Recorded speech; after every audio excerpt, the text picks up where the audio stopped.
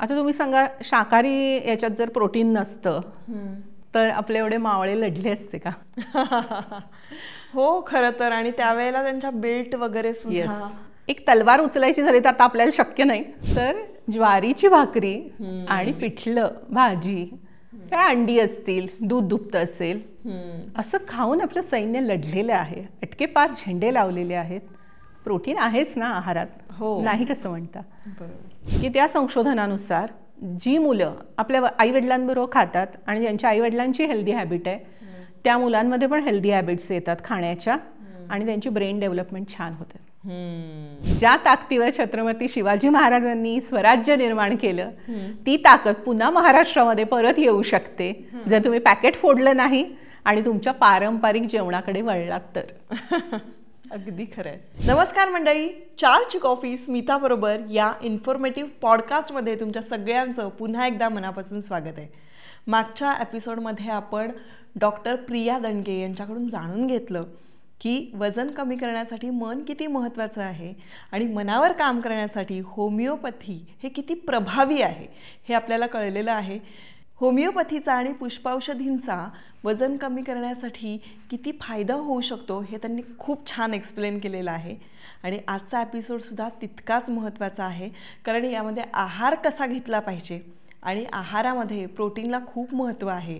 तर प्रोटीनची वाढ होण्यासाठी किंवा आहारामध्ये प्रोटीनचा समावेश करण्यासाठी काय करायचं या संदर्भातली माहिती आपण त्यांच्याकडून जाणून घेणार आहोत. शिवाय प्रोटीनयुक्त पदार्थ कुठले असणार आहेत ते आपल्याला सांगणारच आहेत. सगळ्यात महत्त्वाचं म्हणजे केस आणि स्किन याच्यासाठी प्रोटीन अतिशय महत्त्वाचं असतं आणि त्यासाठी त्यांच्याकडे काही औषधसुद्धा आहे, त्याबद्दलही त्या सांगणार आहेत. तेव्हा हा जो पॉडकास्ट आहे तो अतिशय महत्त्वपूर्ण ठरणार आहे. शेवटपर्यंत बघत राहा. नमस्कार डॉक्टर, तुमचं परत एकदा खूप स्वागत. आणि मागच्या एपिसोडमध्ये तुम्ही खूप छान गाईड केलं की होमिओपॅथीचा आपला वजन कमी करण्यासाठी कसा उपयोग होऊ शकतो. आजचा विषय पण फार महत्त्वाचा आहे. मुळात आहाराबद्दल माहिती जाणून घ्यायची आहे आणि त्यामध्ये वजन कमी करायचं म्हटल्यानंतर प्रोटीन इंटेक वाढला पाहिजे असं एक म्हटलं जातं. आणि मुळातच प्रोटीन हे फार गरजेचं आहे. पण खूप जणांना माहीत नसतं की प्रोटीन इंटेक कसा झाला पाहिजे, किती झाला पाहिजे, काय सोर्सेस आहेत. तर ते आजच्या एपिसोडमध्ये आपण डिस्कस करूया. सगळ्यात महत्त्वाचा आणि बेसिक प्रश्न ते म्हणजे आहार मुळात आपला कसा असावा. म्हणजे मी डाएटवर जायची गरज नाही आहे किंवा वजन कमी करायचं आहे मला म्हणून गरज नाही आहे. तर आपला आहार कसा असावा? निश्चितच स्मिता, प्रत्येक डॉक्टरला हे माहीत असलं पाहिजे. आता कुठल्याही पॅथीचं असो, कुठलाही स्पेशलिस्ट असो, की आहार माणसाचा कसा असला पाहिजे. त्या अनुषंगाने विचार करताना एक लक्षात आलं की आपला भारतीय आहार जो आहे तो परिपूर्ण आहार आहे. बरोबर. आणि असं म्हटलं गेलं की भोजनस्य प्राप्यते सुखम यस्य भोजनम ततः सुखम. म्हणजे भोजनामुळे सुख मिळतं आणि जसं भोजन असेल तसं सुख मिळतं. मी तर म्हणेन की भोजन जर चांगलं नसेल तर दुःख मिळतं. तर भोजन हे उत्कृष्ट असलं पाहिजे आणि ते शरीराचं पोषण करणारं असलं पाहिजे. आपल्याकडे भारतीय संस्कृतीत आपण अन्नाला पूर्ण ब्रह्म म्हटलेलं आहे. अन्नपूर्णा देवीची आपण पूजा करतो. शाकंभरी देवी आहे. अनेक अशा देवी देवता आहेत की ज्या आपल्याला पोषण करायला सांगतात किंवा उत्कृष्ट आहार घ्यायला सांगतात. आपण देवाला नैवेद्य जे वेगवेगळे दाखवतो ते त्या त्या सीझनप्रमाणे त्या त्या देवतांची जी शक्तिस्थळं आहेत त्याप्रमाणे आहेत. बरोबर. तेव्हा असं एक मिथ आहे की भारतीय आहारात काही नाही आहे. खूप चुकीचं आहे. मला एक सांगा की भारतीय आहार जे ताट आहे आपलं ते आपण जर बघितलं तर त्यात चारी ठाव सगळं आहे. चारी ठाव म्हणजे काय? कार्बोहायड्रेट्स आहेत जे एनर्जी देतात, प्रोटीन आहे जे बॉडी बिल्डिंग करतं, फॅट आहे जे एनर्जी पण देतं, जे उपाशी असताना एनर्जीचं स्टोरेज करतं आणि बऱ्याचशा इतर कार्य करतं शरीरामध्ये, आणि सगळे विटॅमिन्स मिनरल्स आहेत. म्हणजे 4 ठाव झाले. बरोबर. तर असं हे आपलं ताट असलं पाहिजे. आता कसं झालंय, धकाधकीचं जीवन आहे, जीवनशैली बदलली, कुटुंब व्यवस्था बदलली, शहरात आलो आपण आणि मग पोळी भाजी असा फंडा सुरू झालेला आहे. तर पोळी भाजी जे कोणी डब्यात नेत असतील किंवा फक्त पोळी भाजीवर दिवस काढत असतील ते अपूर्ण आहे. त्याला एक प्रोटीन सोर्सची गरज आहे. बरोबर. एक अमायनो ऍसिड गव्हामध्ये कमी आहे आणि एक डाळीत कमी आहे. जेव्हा ते एकत्र येतात तेव्हा ते फ्युजन होऊन स्ट्रॉंग होतं.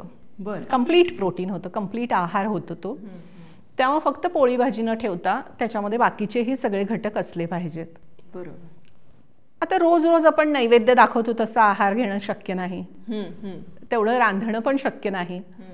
पण तरी सुद्धा काही गोष्टी आपण आवर्जून करू शकतो आणि त्यामुळे वेगवेगळ्या भाज्या ज्या सीझनमध्ये आहेत, ज्या आपल्या एरियामध्ये उपलब्ध आहेत, बरोबर, त्या आवर्जून करा, आवर्जून आहारात ठेवा.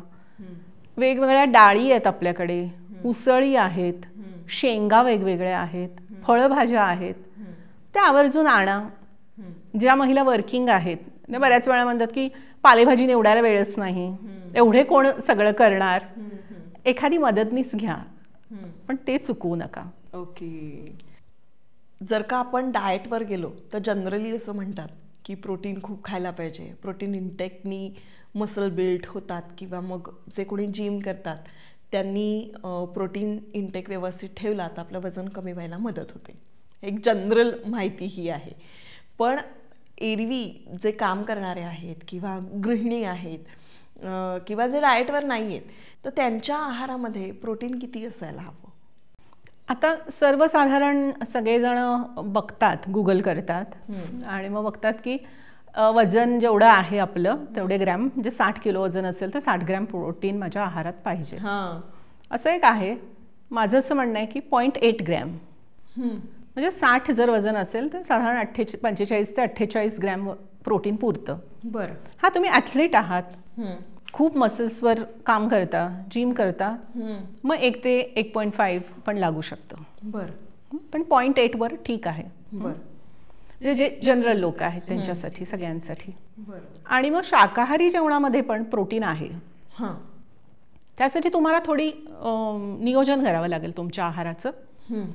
आता तुम्ही सांगा, शाकाहारी याच्यात जर प्रोटीन नसतं तर आपले एवढे मावळे लढले असते का? हो, खरं तर. आणि त्यावेळेला त्यांच्या बेल्ट वगैरे सुद्धा, एक तलवार उचलायची झाली तर आता आपल्याला शक्य नाही. एक किस्सा आहे या संदर्भातला, मुद्दाम मला सांगायचा आहे तो, की श्रीमंत बाजीराव पेशवे, तुम्हाला माहिती आहे, अटकेपार झेंडे लावले होते त्यांनी.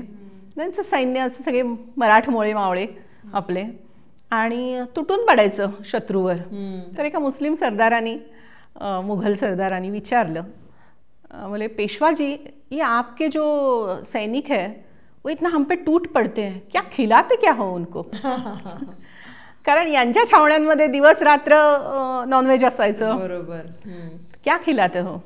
तर तेव्हा बाजीराव पेशव्यांनी सांगितलं, मोत्याची भाकरी खातं माझं सैनिक. तर त्या मुस्लिम सरदाराला वाटलं की खरंच मोत्याची भाकरी खातं. तर ज्वारीची भाकरी आणि पिठलं, भाजी, काय अंडी असतील, दूध दुभतं असेल, असं खाऊन आपलं सैन्य लढलेलं आहे, अटकेपार झेंडे लावलेले आहेत. प्रोटीन आहेच ना आहारात, हो, नाही कसं म्हणता? बरोबर. तर भारतीय आहारामध्ये प्रोटीन आहे, पण सध्याच्या भारतीयांच्या जेवणामध्ये प्रोटीनची कमतरता आहे, दिसते आपल्याला. ती पूर्ण करायची असेल तर रोज तुम्ही कडधान्य मोड आलेली खाल्ली पाहिजेत. ती कशी खाल्ली पाहिजे आणि कुठली कुठली खाल्ली पाहिजे? कुठल्या कडधान्यामध्ये जास्त प्रोटीन आहेत?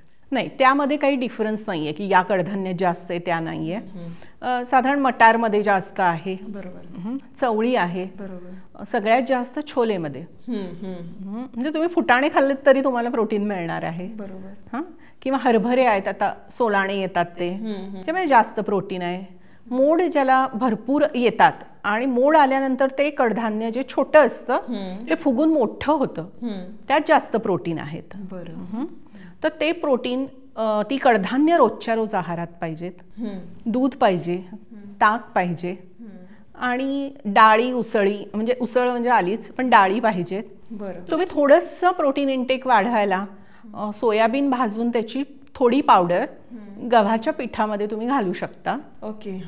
त्यामुळे पण प्रोटीन लेवल वाढते. बरोबर. किंवा मटकी भाजून त्याचं पण थोडं पीठ जर तुम्ही गव्हाच्या पिठामध्ये घातलं तर त्यामुळे पण प्रोटीन इंटेक तुमचा वाढतो. बरोबर. अगदी सगळ्यात प्रोटीन आहे, म्हणजे भातात पण आहे प्रोटीन, 3 ते 5 ग्रॅम आहे, चपातीमध्ये आहे, रायता तुम्ही घेतला, कोशिंबीर त्यात आहे, भाजीमध्ये 3 ग्रॅम आहे, दह्यामध्ये आहे, ताकात आहे. बरोबर. हे सगळं प्रोटीन आहेच. म्हणजे थोडक्यात आपण सगळं अन्न खाणं गरजेचं आहे, तर आपल्याला ती पूर्ण कमतरता जी आहे ती भरून निघणार आहे. येस. आता तुम्ही बघा ना, शेंगदाण्याची चटणी आपण खातो, त्यात आहेच ना प्रोटीन. हो. किंवा आपण दाण्याचं कूट भाज्यांना घालतो, प्रोटीन इनटेक वाढतो. किंवा आपण डाळीचं पीठ पेरतो पालेभाज्यांमध्ये, किंवा रस्सा जरा जाड व्हावा, थिकनेस यावा म्हणून ते लावतो. कुळीथ आहे, हॉर्सग्रॅम ज्याला म्हणतो आपण, म्हणजे अश्वासारखी ताकद देणारं कुळीथ आहे. कुळीथ खूप छान प्रोटीनचा सोर्स आहे. पण ते खूप उष्ण आहे. थंडीच्या दिवसात तुम्ही खाऊ शकता, पावसाळ्यात खाऊ शकता. बरोबर. कुळीथाचं तुम्ही कढण करू शकता, सूप करू शकता. मी काय करते की कुळीथाचं पीठ करते आणि मग ते भाज्यांना थोडं टाकते.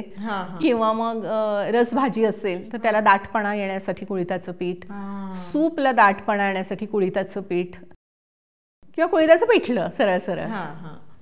आता आपल्या भारतीय आहारात खूप आहे. कढी पकोडा केला जातो, सांडगे जे आपल्याकडे केले जातात, सांडग्याची भाजी म्हणतो आपण, ते काय प्रोटीनच आहे ना. बरोबर. गोळ्याची आमटी केली जाते. गोळ्याची म्हणजे वेगवेगळी पीठ, म्हणजे डाळीचं पीठ, त्यामुळे थोडं मुगाचं थोडं, तर त्याचे गोळे बनवले जातात. ते तळले जातात किंवा उकडले जातात. Okay okay. आणि गोळ्यांची आमटी बनवली जाते.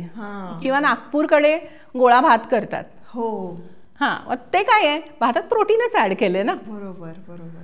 असे बरेच पदार्थ आहे. किंवा पिठलं आहे, म्हणजे झुणका आहे, पिठलं आहे, वाटली डाळ आहे, आंबे डाळ आपण जी घेतो चैत्रामध्ये, ते काय प्रोटीनच आहे. बरोबर. म्हणजे समराष्ट्राचं सांगितलं. साऊथमध्ये वेगवेगळ्या डाळींच्या कोशिंबिरी करतात, मूग डाळ, उडीद डाळ भिजत घालून. आपण पण सॅलेड जर केलं, समजा काकडीची कोशिंबीर केली, तर त्यात थोडी भिजवलेली उडीद डाळ घालायला काही हरकत नाही, किंवा भिजवलेली मूग डाळ घालायला हरकत नाही. बरोबर. तर भरपूर प्रोटीनचे सोर्स आहेत. ढोकळा आहे, धिरडं आहे, बऱ्याच गोष्टी आहेत. तर त्या सगळ्या आहारात राहिल्या पाहिजेत.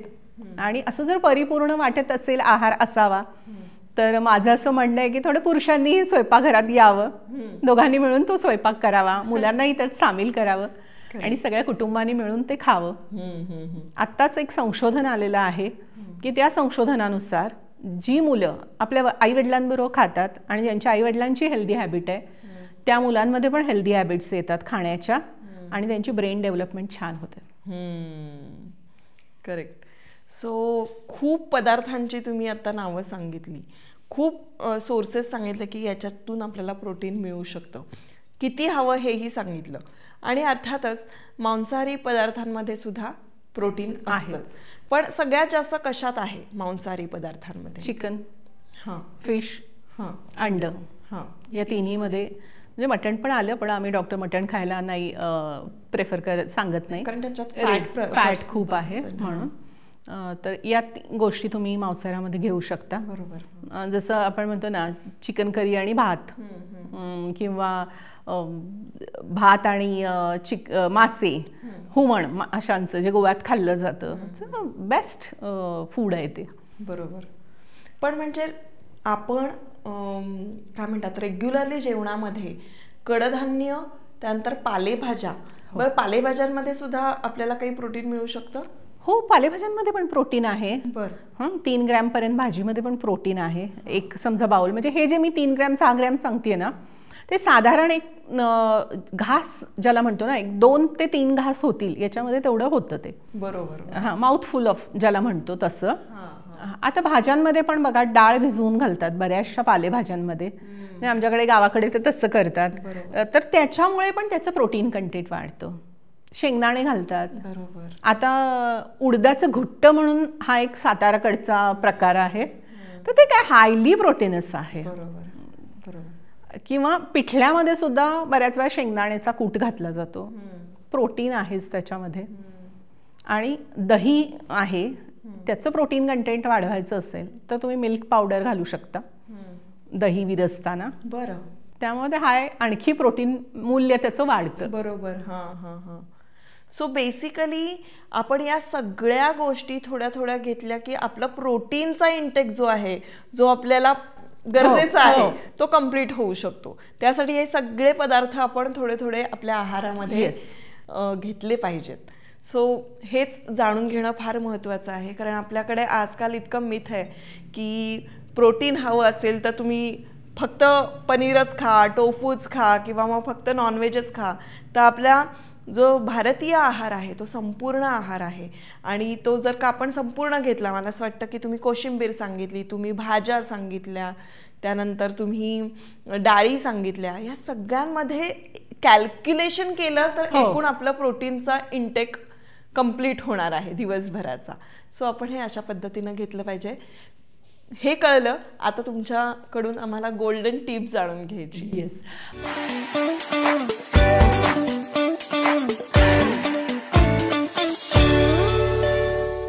गोल्डन टिप खरं तर बऱ्याच आहेत सांगण्यासारख्या. सगळ्यात महत्त्वाचं म्हणजे काय माहितीये का, आता मघाशी मी म्हटलं जसं की प्रोटीनचा हा बॉडी बिल्डिंगसाठी, पुन्हा नवीन आपली जी ऊर्जा, रोज शरीरामध्ये नवीन पेशी तयार होतात त्यासाठी उपयोग होतो. त्यामुळे जे जे आपल्या परिसरात आहे ते सगळं खा. अगदी पेरूमध्ये सुद्धा प्रोटीन आहे, म्हणजे फळंही खाल्ली पाहिजेत. हे सगळं खाच. आणि याचबरोबर एक सगळ्यात महत्त्वाची गोष्ट लक्षात ठेवायची की पॅकेटमधलं कुठलंही फूड खाऊ नका. तुमचा जो पारंपरिक नाश्ता आहे, समजा तुम्ही ढोकळा जरी खाल्लात, बेसनची पोळी खाल्ली किंवा हिरव्या मुगाचं धिरडं खाल्लं सकाळी, तर तुम्हाला नाश्त्यात प्रोटीन मिळणार आहे. दुपारी उसळ घ्या, डाळीची आमटी घ्या, संध्याकाळी पुन्हा काही घ्या. तोंडात टाकायचं असेल स्नॅकिंगसाठी तर फुटाणे आहेत, किंवा वेगवेगळ्या हरभरे किंवा छोले याच्यापासूनच्या चाट आपण बनवू शकतो. आणि सगळ्यात महत्त्वाचं म्हणजे चवळी. त्याला मी सुपर फूड म्हणेन, आणि खूप दुर्लक्षित केलेलं आहे चवळीला. त्याच्यामध्ये खूप जास्त प्रमाणात लोह आहे, दुधापेक्षा जास्त कॅल्शियम आहे, आणि ही चवळी फायबर भरपूर आहेत, त्यामुळे हे सुपर फूड आहे. ओके. तुम्ही चवळीची उसळ जर खायला सुरू केली तर चवळीच्या शेंगेसारखं होता.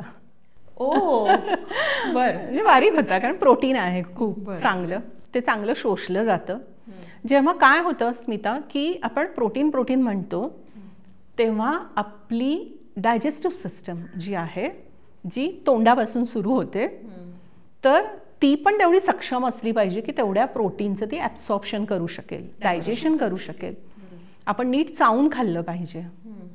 या सगळ्या गोष्टी जेव्हा होतील, तुमची आतडी पण तेवढी सशक्त पाहिजेत की जी ते ॲब्सॉर्ब करून घेतील, छोटं आतडं, मोठं आतडं. तर हे सगळं असेल तर ते प्रोटीन घेतल्याचा फायदा आहे. बरोबर. ओव्हरऑल ते महत्त्वाचं आहे.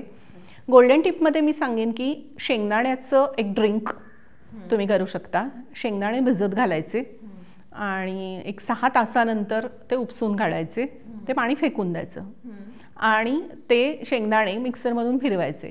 ते जे दूध तयार होतं त्यामध्ये तुम्ही कुठलाही वेलदोडा किंवा आणखी कुठला फ्लेवर घालून, खजुराचं थोडं सिरप घालून हेल्दी ड्रिंक देऊ शकता. आणि त्याच शेंगदाण्याच्या दुधाचं तुम्ही दही विरजलं, त्यात हिरवी मिरचीला स्लिट द्यायचं, एक थोडं काप द्यायचा, अशा 2 मिरच्या पण ठेवायचं, थोडं विरजण लावायचं, एक 3-4 तासांनी मिरच्या काढून टाकायच्या, आणि ते शेंगदाण्याच्या दुधाचं दही तुम्ही जर खाल्लं तर ज्या मुलांना पोषण कमी आहे, जी मुलं बारीक आहेत, प्रोटीन कमी पडतंय, म्हणजे शहरी असं नाही, ग्रामीण भागातलं सुद्धा, तर हे दही खूप पौष्टिक आहे. आता सगळीकडे पीनट बटर अगदी सगळेजण सांगतात. मग आमची शेंगदाणा पोळी काय आहे? आपण शेंगदाणे खातो ना, ग्रामीण भागामध्ये रोज जेवताना शेंगदाणे खाण्याची भाजलेली सवय असते, किंवा शेंगा फोडत जेवणारे असतात. तर हे शेंगदाण्याचं जे दही आहे किंवा शेंगदाण्या मिल्कचं जे ड्रिंक आहे ते अतिशय पौष्टिक आहे. त्यामुळे छान प्रोटीन कंटेंट वाढतो, मुलांची तब्येत सुधारते. आणि चवळीचं पण सूप तुम्ही करू शकता, चवळीचा पालाही त्याच वेळी खाऊ शकता, आणि चवळीचं सॅलड करू शकता, चाट करू शकता. गुजराती लोक खूप चवळी खातात, कारण त्यांच्याकडे शाकाहारी बहुतेक असल्यामुळे. तुम्हाला माहिती की पर्युषण पर्व, मी त्याला प्रोटीनचं पर्व म्हणते, कारण फक्त डाळी उसळी त्या दरम्यान खायच्या असतात. तर अशा प्रकारे भारतीय आहार संस्कृतीने हा विचार केलेलाच आहे सगळा. बरोबर. सो प्रोटीन इंटेकसाठी तुमची गोल्डन टिप ही आहे की तुम्ही चवळी आणि शेंगदाण्याचं दुधाचं दही येस तुम्ही लावू शकता आणि ते खाऊ शकता आणि अशा पद्धतीनं आपण आपला प्रोटीन इंटेक कंप्लीट करू शकतो. येस, आणि जी ताकद पूर्वीच्या मावळ्यांमध्ये होती, ज्या ताकदीवर छत्रपती शिवाजी महाराजांनी स्वराज्य निर्माण केलं, ती ताकद पुन्हा महाराष्ट्रामध्ये परत येऊ शकते जर तुम्ही पॅकेट फोडलं नाही आणि तुमच्या पारंपरिक जेवणाकडे वळलात तर. अगदी खरंय. Thank you so much. खूप छान माहिती दिलीत. थँक्यू. आणि 2 एपिसोड तुम्ही आम्हाला खूप छान मार्गदर्शन केलं. धन्यवाद. थँक्यू स्मिता.